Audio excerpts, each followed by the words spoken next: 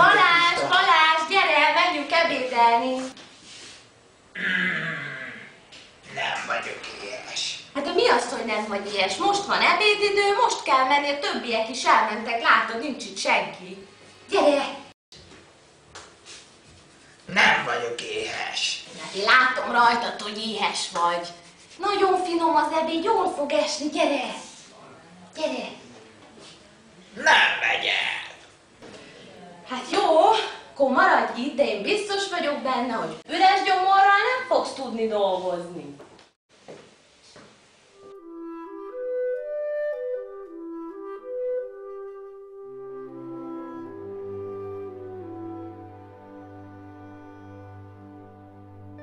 Hogyha most nem eszik, később nem fog tudni enni. Ha éhesen marad, az senkinek nem jó. Márpedig biztos, hogy éhes, amennyit ő eszik. Jobban tenné, ha rendes időben megenni az ebédjét, ahogy a többiek. Neki is jobb lenne, hiszen akkor nem üres hassal kellene folytatnia a munkát. Kíváncsi vagyok, mit csinál egyedül.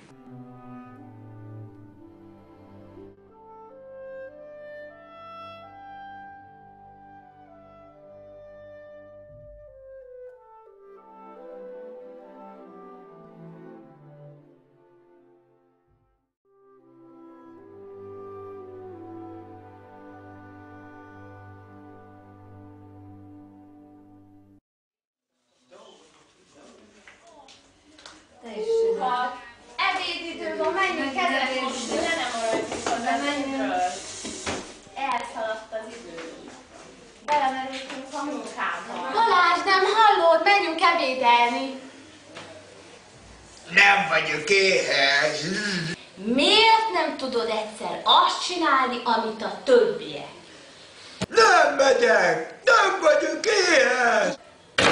Akkor maradj itt, éhesen.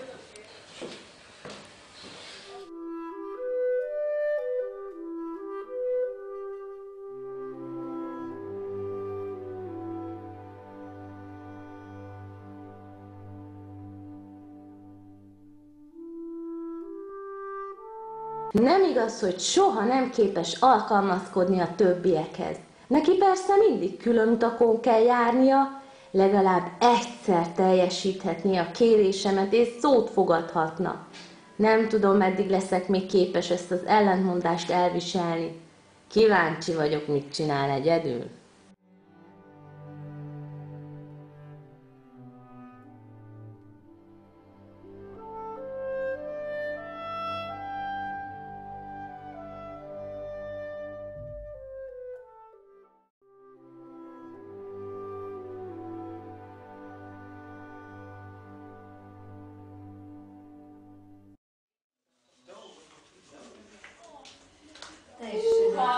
Ebédidő van, menjünk, kedves most, le nem maradjunk az ebédről.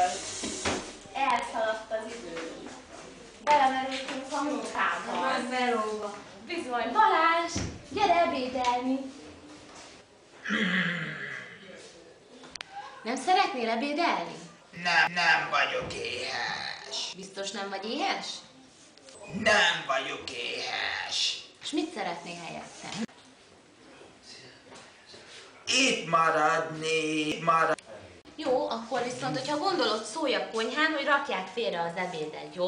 Szia!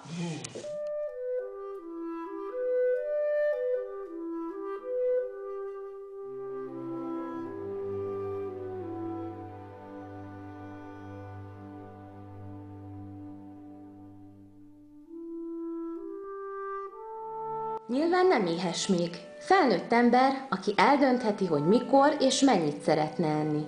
Nem szólok bele, hiszen én is akkor eszem, amikor nekem jól esik. Ha szeretné, akkor segítek neki megbeszélni a konyhán, hogy rakják el az ebédjét későbbre. Ez nem egy olyan helyzet, ami problémát okoz. Kíváncsi leszek, mit csinál egyedül.